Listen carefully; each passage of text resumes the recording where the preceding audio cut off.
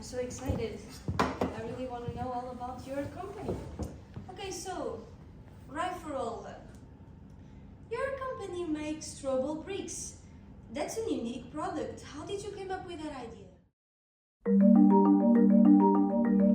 So, when we first started, we were looking for a product that we could bring to market that would be both revolutionary, but also, we wanted to revolutionize an industry. We wanted to be disruptors. And we were looking for a product that fit into a global category, something that was used around the world, but we could add our own spin on it. So we were looking particularly at the waste industry, construction waste, and working on solutions to construction waste. And we were also, social enterprise is very important to the Throwable Brick company. And we also wanted to address income inequality and social inequality in the world. And we just got to thinking, what's better than a brick that is throwable? Throw it at your landlord, you could throw it at the police. It just had something to it that just felt like this is what the brick industry needed. We designed throwable brick to be 30% reduction in size, 1 pint liter for liquid capacity, and easily holdable for all ages. I'm Peter Buckle, based here at Imperial College in London. I'm a professor of human factors and ergonomics design, and I spend a lot of time looking at how we can design things inclusive. This is the very, very nub of it, isn't it really? That the traditional brick, heavy, unappealing, really of very, very little relevance to most people until they try and buy something made of it, when it gets absolutely incredibly expensive and unpleasant, very often difficult to live in, and with people that exploit. However, what I see you guys have done is come up with something completely different, and to my mind, revolutionary, to be honest with you. It's light, it's portable. We were in the research and development phase, and we started to, tell people about the throwable brick.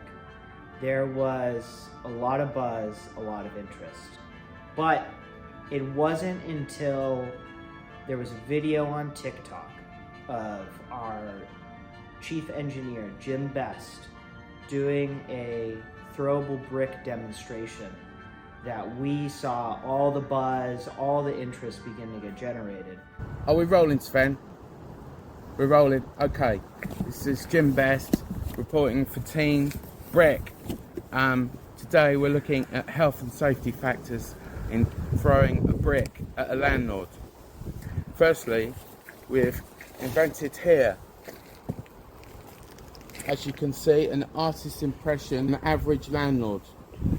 I'm going to place the landlord in a health and safety conscious safety position, thinking about the surroundings to make sure there are no obstacles.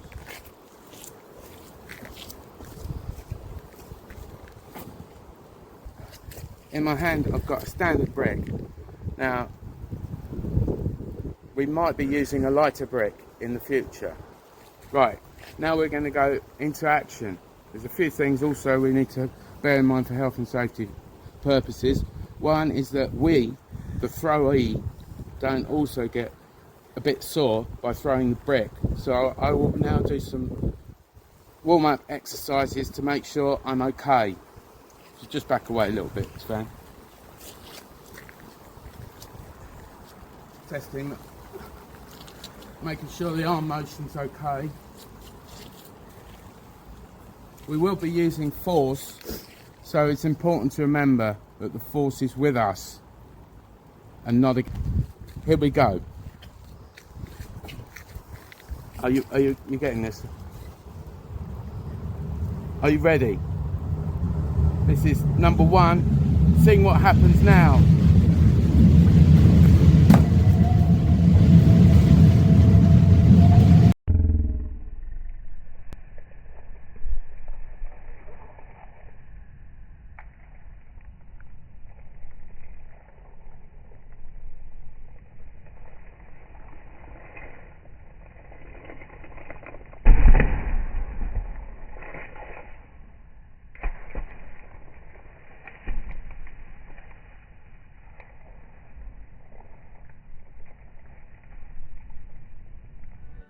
you had memes, you had news articles, we had countries reaching out, asking to, use the throwable brick in future development. We had global brick companies reaching out, threatening lawsuits against us. And it was in that moment that we realized we were on to something bigger than what we imagined. Inequality obviously has a lot of causes, but it's really good to see people actually trying to act on some of these. Some people, like you guys, appear to be really trying to address some aspect of that and giving people more access to things which the rest of us take for granted, I guess. You can look around and you can see those that have and those that have not. And our socio-economic challenges really stem a lot from poor design, really, to be honest with you. I come from a background in retail management. My team comes from a background in the arts. We had graphic designers, we had people who were working in cutting studios, we had people who write books, and we were all in positions that had nothing to do with what we're doing now. And we were able to kind of bring that outsider perspective to global enterprise. And I think that's what really makes the Throwable Brick company strong, is we have a coalition of founders from many different industries, and we all came and we were thinking outside the box, and we were thinking about alternative stakeholders.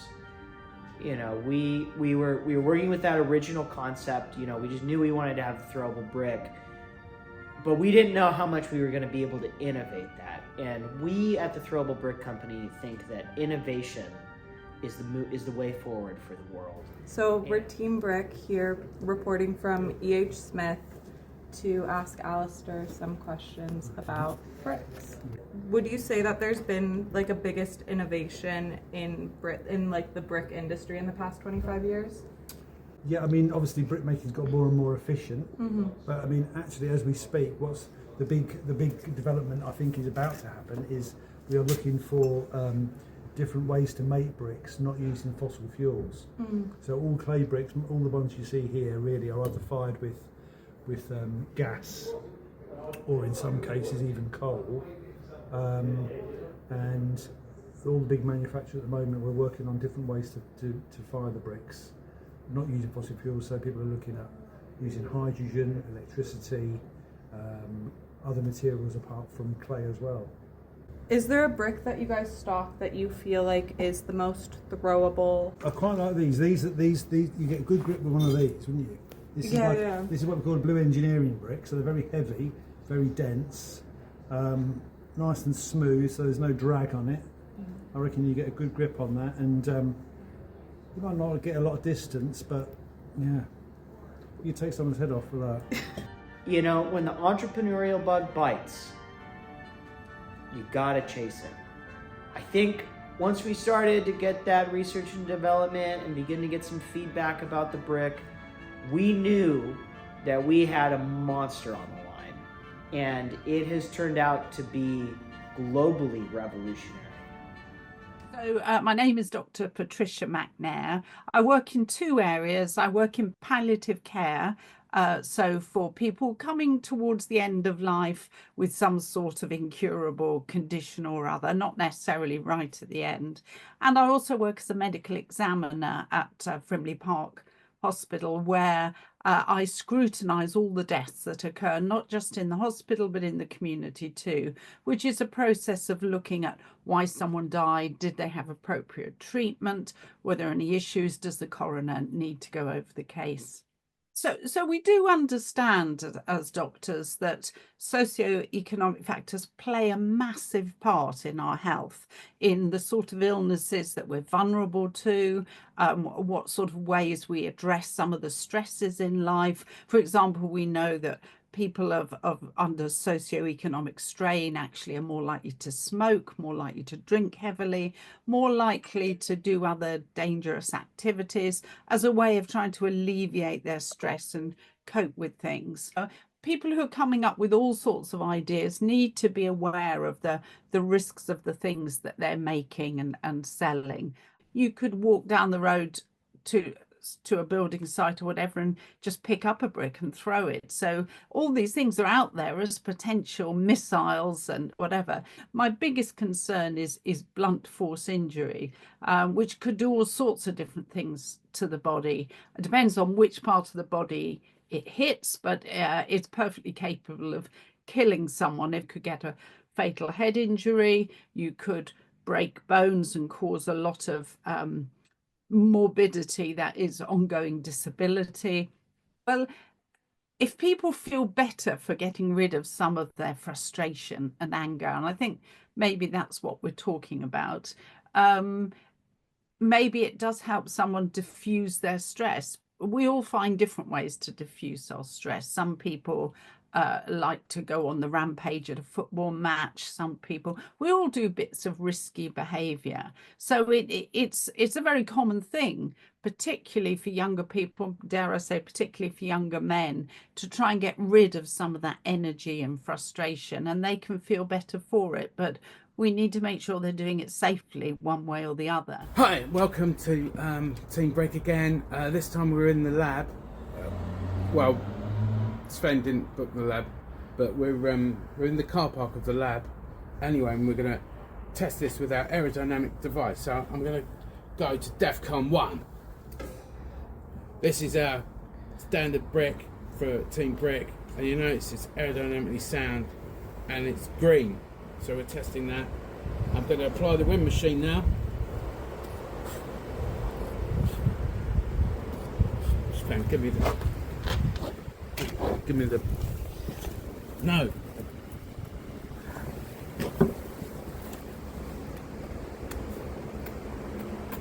Oh no. Anyway, you get the idea. Go to DEFCON 2. Seems to be some sort of DEFCON 3. Yeah, anyway, that's the aerodynamic qualities of our brick, Team Brick's brick. Okay. Ready to go, Sven? Now I'm going to try with our test brick, a standard brick. We're going to DEFCON 1. Now DEFCON 2. And DEFCON 3. I'm not going to bother with the chapter, Sven. I think it was a rubbish idea. I don't know what you're thinking. Okay. Well. Okay, clearly that's more aerodynamic than our green brick. That's the breaking news. We need to use a standard brick after all. Over to you, Team Brick. Jim Best checking out. That's miles better. What challenges did you face in the early days? Was there any moment throughout this process when you thought this wouldn't work? Yes, we had a lot of haters, we had a lot of critics, we had a lot of cease and desists, we had a lot of losers coming after us, frankly. We at the Throwable Brick Company think no press is bad press. You know, if your name's in the paper, your name is in the paper. There's nothing wrong with a little controversy. That's the only way forward for this world. We know people have throwable bricks. You know, there's going to be a tempering of the climate, and it's worked. And whether that's addressing social income inequality or housing development, you know, we think that innovation is going to solve most of the world's problems and bring about revolution. You know, I can't give everything up, but let's just say, you know, we've been around the world a couple times and we've met a lot of fantastic entrepreneurs and fantastic world leaders. Amazing. We think that, you know, there's nothing wrong with being a disruptor. So, you know, our whole mission is to disrupt income inequality and specifically housing inequality. Don't be afraid to jump into a board meeting with your throwable brick and threaten us. So I guess for me, the really big question is, would I want one? Would I want to own this? And if I did want to own it, how would I want to share it with others? I think I would. I think I wouldn't want to have it sitting on the side. I think I'd want it present when I was making Teams meetings or something like that, I would just hold it up occasionally, almost not as a threat, but just as a way of allowing others to see that I was empowered in some way, that those that felt they're entitled suddenly felt a little bit less entitled because they could see that I have something really, really worth it, something that is potentially threatening but not deliberately so, but just showing that even though I'm from an economic group which maybe is not as strong or as powerful as theirs, nevertheless I have something here which I can consider to be solidarity in a brick. So if you had to start over today, would you do anything differently? And if so, what would you do differently? Absolutely not.